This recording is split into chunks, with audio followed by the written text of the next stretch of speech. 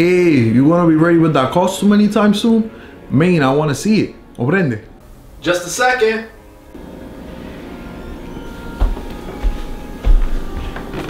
Hey, what are you supposed to be, Papa? A yellow turban rebel? From the Yellow Turban Rebellion? Man, you look like more like the rebellion of the Monte Carlo, comprende? Look, you find something online and try to order it, and let me know if it doesn't say that it's gonna take 12 years before it gets here. Hey, I don't want to hear any of your excuses, Papa. You had time to get these done, comprende? Time? My ass had time. I had to freaking do Listen, Dark Souls we talked 2. about Remember these that 50 Blades of Rare already. I don't want to have these conversations. I don't want to argue. You know how I feel about and honestly, family I don't even want to hear it. I arguments. told you Never before, I'm not thinking.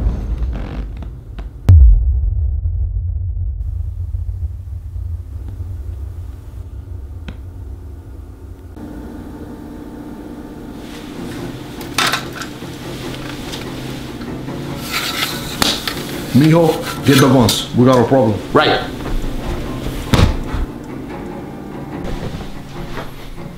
Hey, we don't need to fight, Papa. I can make you some coffee, some cafe bustelo. Maybe you like to play dominoes. Man, I got a ton of them. Oh.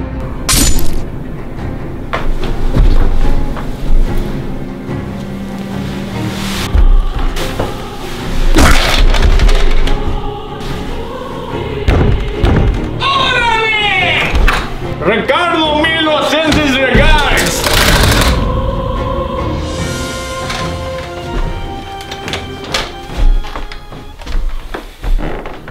Uncle Escobar. Sobrino, ven aquí. ¿Cómo va, chico? ¿Cómo va? Well, can't say I was happy to see you, but I guess here you are now. By the way, what are you doing here? Oh, there's an auto tournament today. I was gonna come by, have some cafe busuelo, play a little bit of dominoes, and you know, go visit your Uncle Ramon. He still owes me money. Well, your timing couldn't have been better, so let's go. See ya.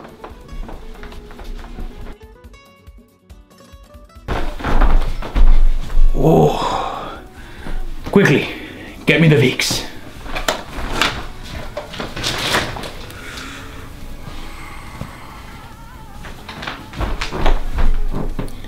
This man will live. Yes. Okay, consider this as payment. Go off on your own. I need to stay here and watch your mouth for him. Okay. Good luck. Gracias. Oh, you need to lose some weight.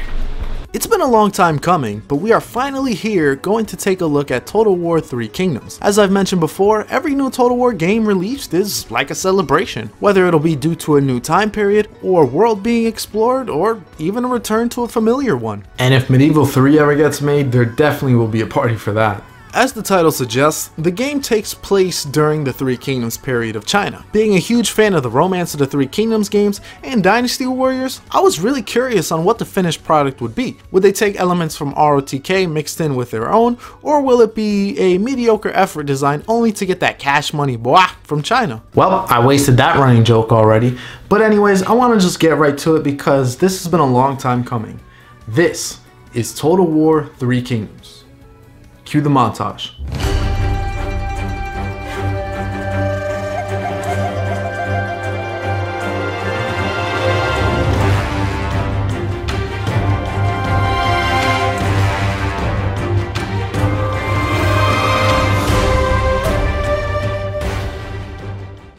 So you start the game and pick the character you would like to be. Depending on the DLC that you have installed will determine which year you can pick. The default scenario is the year 190, when Dong Zhuo reigns supreme. To continue on from my Romance of the Three Kingdoms review, let's play as the unsung hero of the Three Kingdoms period, Ma Teng. You also can pick from two modes to play as, Romance Mode and Records Mode. The former is more fantasy, while the latter is more historical. We will mainly focus on the Romance Mode for the review. Each of the base factions are given their own introduction cutscene. Much of it remains consistent throughout, but it shows where they place during the chaos. This even translates with the advisor giving you advice on your starting situation. The leader you have selected will respond to her advice, letting you know their feelings on the situation. It goes a long way to help with the dynamic storytelling of this game. And oh boy, there's a lot of it. Trust me. Your goal in this game is not to just simply paint the map. Instead, you'll need to declare yourself emperor and defeat the other kingdoms who also attempt to ascend the throne. This is done by gaining prestige from conquering provinces or building specific buildings. This can be seen as Three Kingdoms' version of Realm Divide. However, it's much more in depth here, as your allies won't turn on you just because you reach a certain rank. and they actually can be your greatest asset. But I'm getting far ahead of myself now. Let's just start with the battles. It's important to note that armies are constructed completely differently now. Instead of just one general, you can now have up to 3 in one army. Basically, you have the commanding general and 2 other retinues within it. Each character can support up to 6 units, and depending on the officer's level and type will determine what units they have access to. For example, the legendary Pow3rh0use is known as a vanguard. This means he is good at fighting many troops at once, but struggles in 1v1 encounters. Being a vanguard gives him access to higher tier shot cavalry. It's important to mix up your army to have a wide variety of troops. I would also recommend you get a strategist, and that's because these have access to higher tier bow cavalry as well as artillery. In Romance Mode, your officers are represented by 1 unit, while Records Mode, they're a typical heavy cav unit. Romance Mode also allows you to initiate one-on-one duels with enemy officers. You can either send them to a challenge, or they will challenge you. Outside of passive and active abilities, there's not much you can do during them. However, they are entertaining to watch and to cheer on your generals. Fun fact, there used to be an army-wide morale drop if you refused a duel. However, this has been taken out because it was kind of OP.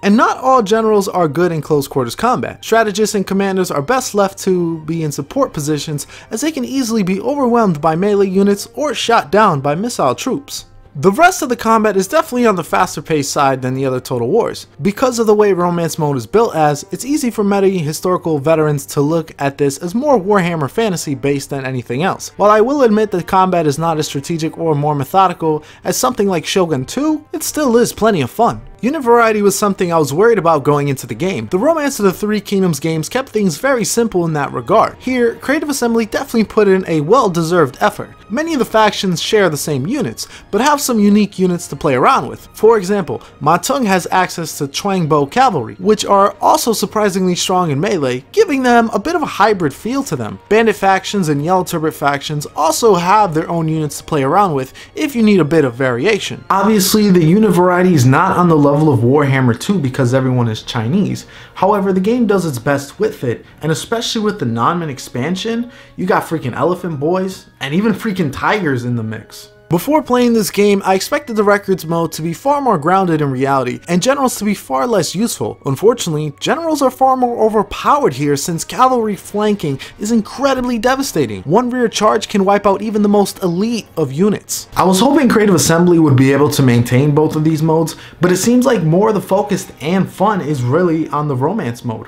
Because I've not done a good job of mentioning these in some of my Total War reviews, I'll talk about it here. Siege battles are basically what you would expect by now. You can build rams and towers beforehand. Thankfully, the time for an enemy to receive casualties is far less compared to the ridiculous time of Warhammer 2. Along with money and items you gain after battles as spoils, you may have captured an officer or 2. You can choose to recruit, release, or kill them. Recruiting adds them to your faction, releasing grants you ransom money, and killing them will end their life, as well as a possibility to gain any unique equipment on them. In my Zhengjiang campaign, I actually executed Guan Yu and took his green dragon crescent blade. It looked incredibly badass on her. Once again, Creative Assembly omits Naval's battles. For games like Warhammer and even Troy to an extent, I understand. But for this, I found it to be strange, especially because this period contains one of the most iconic naval battles known as the Battle of Chebi, or also known as the Battle of Red Cliffs. And if you haven't already, please watch Red Cliffs. That movie is freaking awesome. Alright, finally, I'm going to talk about the freaking campaign.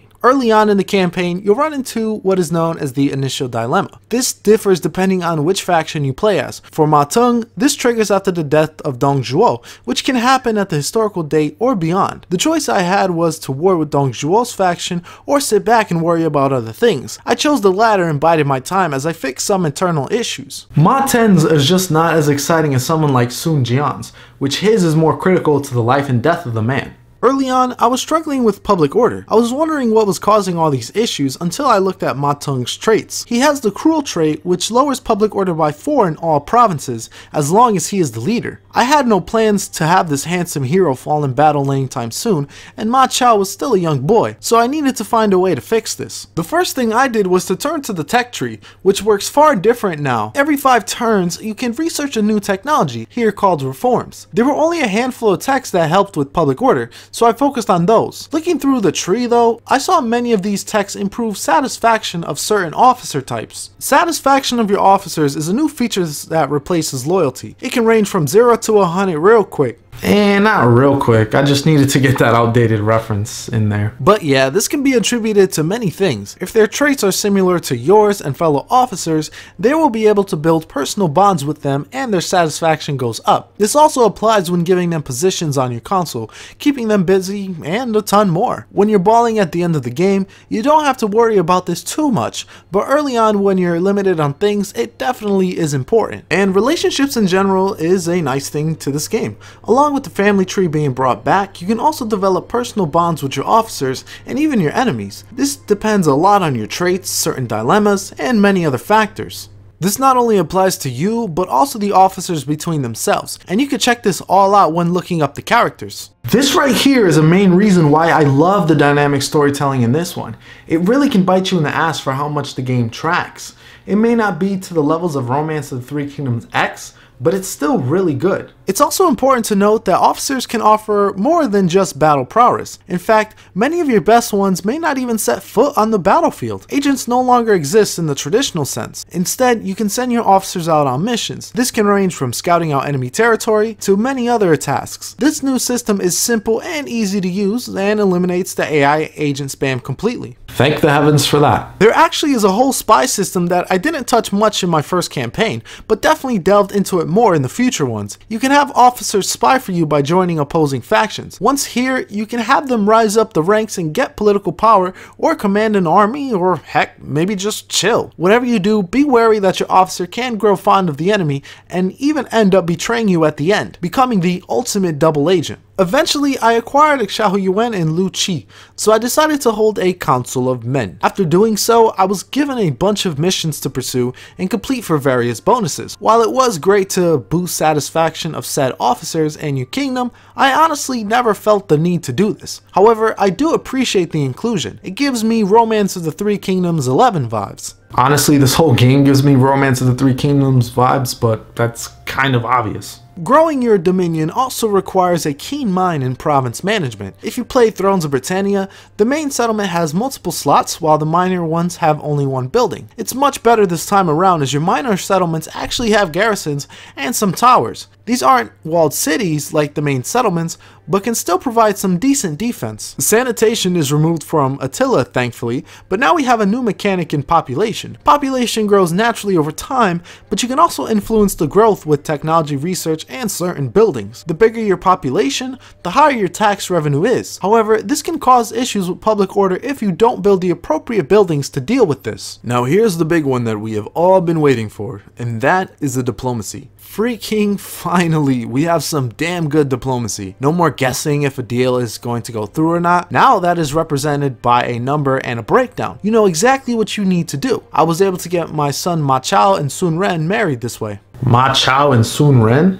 That's one hell of a power couple. And now you have more options to your disposal. Along with the usual tools of trading agreements, marriages, alliances, etc., you can also finally give and receive settlements, trade items, trade food, and depending on the faction, can even offer or ask for mercenary support. It's awesome seeing all this at your fingertips. Alliances and vassals are completely reworked here.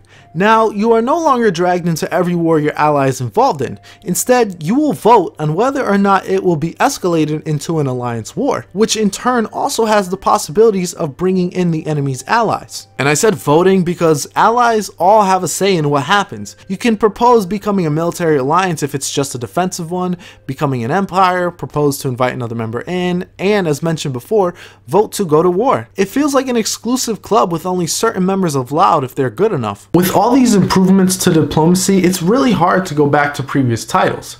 Even Troy borrowed some elements from the diplomacy here, which, speaking of, I really hope Total War Warhammer 2 can get patched in.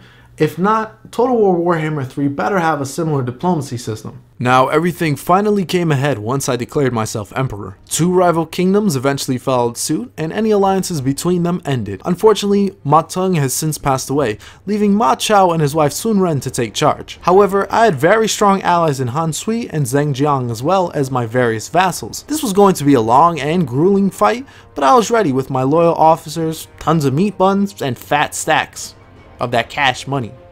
Can't say the boy though. And long it was, or at least that's how I felt. Similar to Realm Divide and Shogun 2, the pacing slowed down significantly as I had to defend all sides and move a ton of armies. Thankfully, you don't need to wipe out the other kingdoms. You can ask for them to recognize you as the true emperor, which usually happens after victories against those factions. In due time, Ma Chao eventually fulfilled his father's dream and united all of China. I got a nice unique cutscene for picking Ma Teng, and life moves on. The Mandate of Heaven is finally secured under the Ma name. And it was so awesome that I basically started my Zhenjiang campaign right then and there. Unfortunately, I noticed something very quickly. This game, at least on normal, is a bit too easy. Zhenjiang is listed as a very hard campaign, but I didn't have much of a struggle with it. Early on, I didn't expand much, but as time went on, openings started to develop, and my enemies became sworn allies. This was mainly due to all the mercenary contracts, making money and friendly relations very easy to come by. The next point I'm about to make could be just because I'm spoiled with Warhammer 2, so bear with me. The game feels a bit lacking content-wise. Now, to be fair, the map and faction count is far better now after the non-Mun DLC, but the free LC has been underwhelming outside of Yang Ba Ho. The most recent one, Shi Shi, is so generic that you could have included him at launch and I wouldn't even have noticed. I also didn't want to bring this up, but the first DLC with 8 princes when everyone was asking for either the Yellow Turban Rebellion or non-Mun expansion, that was a botch. The non-Mun pack focused on expanding the base campaign, which was necessary. Before this, though, outside of the Yellow Turbans, the other DLCs focused on time periods. Starting at the Yellow Turban Rebellion is a nice change of pace. However, starting just several years after the base game when Sun Ce and Lu Bu come into power, don't offer much new. Other than that, the graphics are colorful but lack detail on the character models. The Warscape engine has been showing its age for a while now, but this game really highlights this fact. However, the music is absolutely fantastic and does a great job encapsulating the time period. So I almost forgot to talk about this, but I might as well. There was this free mode release called Dynasty Mode. No, not that one, but I probably would prefer that. Anyways, you select 3 generals to fight waves and waves of enemies. There actually is a surprisingly deep amount here for something given for free. After every round, you can upgrade your generals or replenish their health. Honestly, it's not bad by any means, but it's not something most people wanted nor have really invested since. Overall, I can definitely recommend 3 Kingdoms. The improvement to diplomacy was a long time coming and definitely appreciated, and the dynamic storytelling is at an all-time high. The campaign was a nice twist to the formula, fighting the other kingdoms to become emperor. While the combat is not the pinnacle of the series, it was still fun using many of the heroes of the time period. Hopefully, future DLC and free LC continue to expand and support this game. Alright, so now I got that out of my chest, we got the review. I'm gonna go to sleep, hopefully not get attacked tonight, and all should be well. If not, this will be my last video. Hope you guys enjoy your day, hope you guys have been staying safe, and as always, thank you for watching, and this is Pow3rh0use, signing off.